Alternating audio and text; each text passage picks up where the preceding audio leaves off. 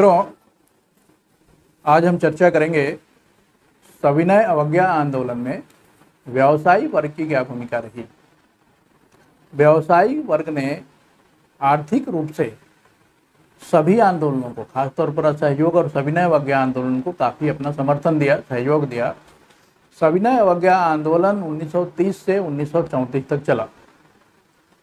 इस आंदोलन के क्रम में G.D. बिरला, जो भारत के उस समय के प्रमुख उद्योगपति थे, वो कांग्रेस के साथ पूरी तरह से समर्पित थे। G.D. बिरला को गांधी जी अपना पांचवा पुत्र कहते थे। उन्होंने पुत्र की भूमिका भी निभाई।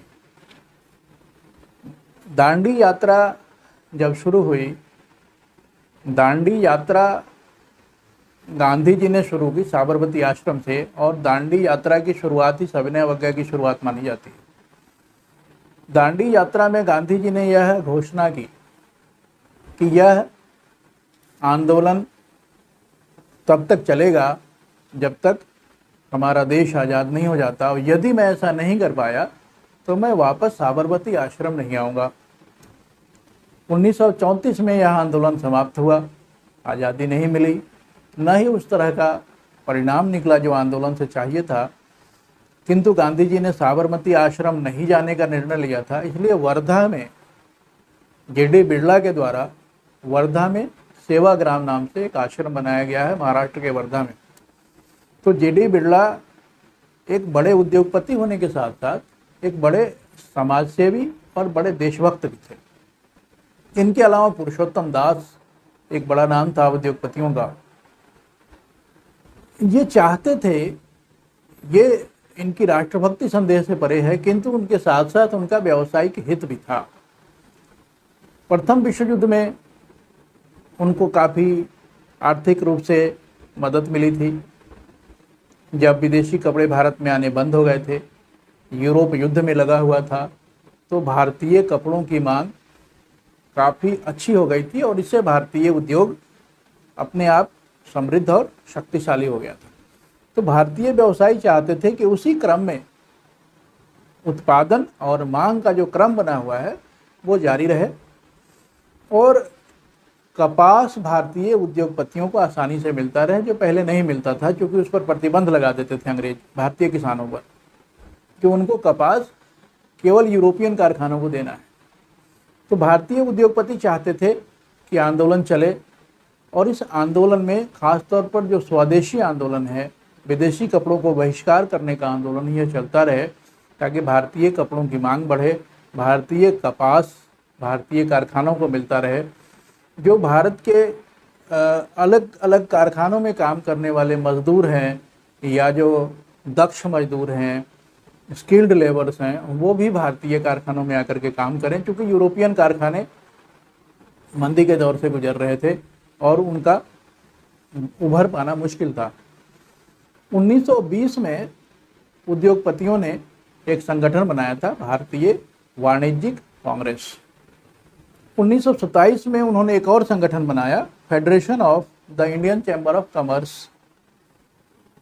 1927 के बाद एक विश्व आर्थिक मंदी का दौर आ गया। 1929-30 विश्व में आर्थिक महामंदी का दौर था, जिसका प्रभाव अमेरिकन और यूरोपियन कारखानों पर, बाजारों पर, वॉल स्ट्रीट एक्सचेंज जो शेयर मार्केट है अमेरिका का, उस पर बहुत अधिक पड़ा। तो उस क्रम में यूरोपियन कारखाने भारतीय क्षेत्र में जो थे वो बंद होने लगे, और भारतीय कारखानों को, खासतौर पर जो यहाँ के व्यापारी व्यवसायिक उसमें थे, उनको फायदा हुआ। इसलिए वो चाहते थे कि आर्थिक रूप से मदद करते रहें आंदोलन को, ताकि वह आंदोलन चलता रहे। इसलिए जहाँ भी कोई बड़ा एक आयोजन होता था, उस आयोजन में जो भी खर्च आता था वो व्यावसायिक वर्ग उठाता था। एक और इसमें एक फैक्टर और हम इस पर लिख सकते हैं इसमें, कि दुनिया में उस समय मार्क्सवादी आंदोलन चल रहे थे, और मार्क्सवादी आंदोलन भारत में 1925 में पहला कम्युनिस्ट पार्टी ऑफ इंडिया का गठन हुआ N.M. जोशी के बाद द्वारा, और वह एक ऐसा आंदोलन है जो पूंजीपतियों के विरुद्ध है, मजदूरों के साथ खड़ा होता है, तो भारतीय जो व्यावसायिक वर्ग था, औद्योगिक वर्ग था, वह उससे भी भयभीत था कि यदि कम्युनिस्ट आंदोलन भारत में चाइना की तरह फैल गया, रूस की तरह फैल गया, तो फिर यहाँ उद्योगपतियों और व्यवसायियों को परेशानी होगी।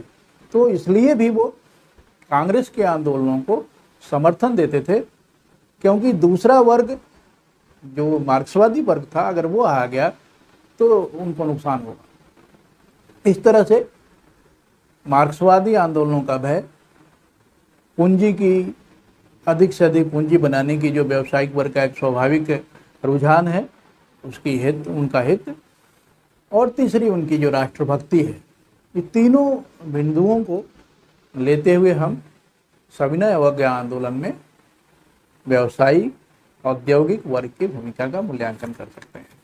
नमस्कार।